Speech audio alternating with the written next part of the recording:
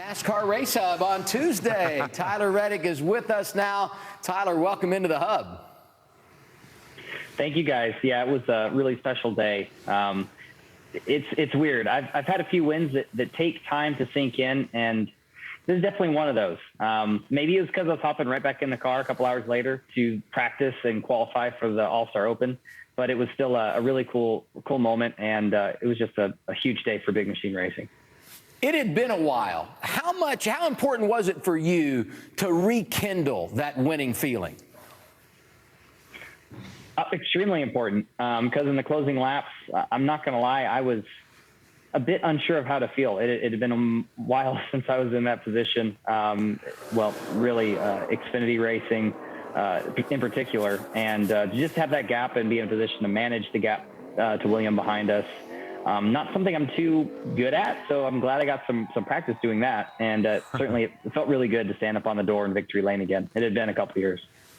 Yeah, I don't think of you as a gap manager. You're a go-for-it kind of guy. I have to ask you, Scott Burchett is so into this race team. How cool did it feel to you to deliver for those guys?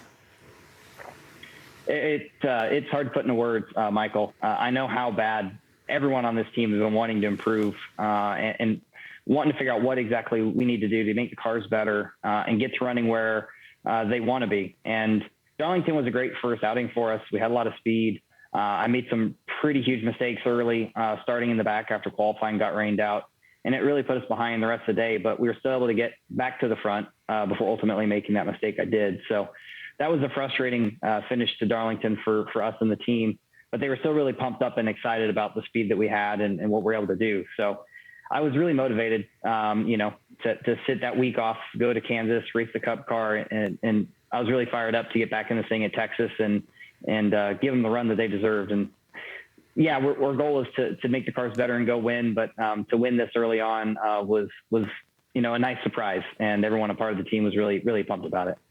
Yeah, I don't think there's anything like getting an owner their first win, so that was cool that you were able to get Burchett his first win. It was cool to see you smile, too, because I feel like a lot this year we've seen you frustrated. And I know that drivers are all their biggest critic, but you seem to be a little harder on yourself than we see others. I think back to Bristol, you get wrecked while you're leading the race, and it seemed like you took blame for that. Is that something that you've always done? Has it happened more this year, just with the frustration of trying to get that first Cup win?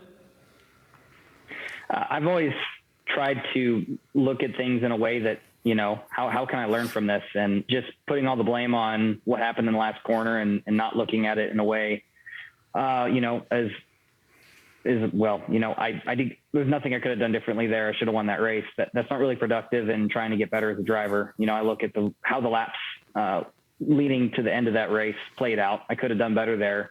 And yeah, while, what ultimately happened on that final lap isn't on me. I always look at how can I do better? How can I be in better positions and avoid putting myself in situations like that going forward? So I was just trying to learn from it every lap, every minute, every time on the racetrack. As a driver, I feel like I'm learning, especially in the Cup Series. I want to take full advantage of that so we can just improve it at the rate that we're wanting to.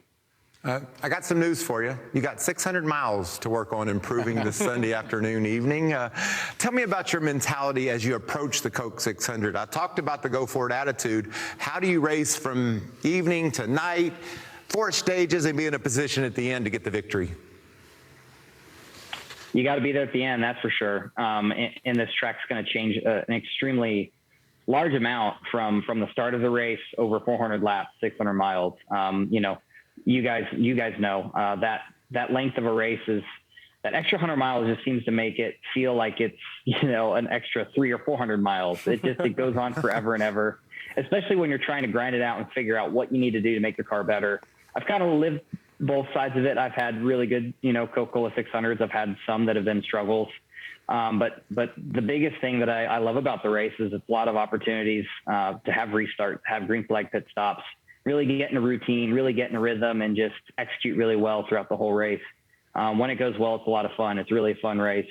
And this car is going to be a huge challenge. We've seen it be difficult to manage when the car's not handling right. And I think as it changes from pretty warm to cooling off at night, everybody at some point in this race is going to have their hands full. And I'm looking forward to that challenge. And I think, we've been hitting it pretty well on adjusting the cars lately. It's just a matter of, how far we're having to come from behind some of the time when we show up. I'll leave you with this. 7 drivers have picked up their first career victory in the Coke 600. Go make it 8 in number 8 on Sunday night. Thanks for being here. Congratulations on the win Saturday, and we'll see you at Charlotte Motor Speedway. Yeah, that would certainly fix the highs and lows of this year. That'd be a really great way to get to victory lane. I'd love to do that. No doubt.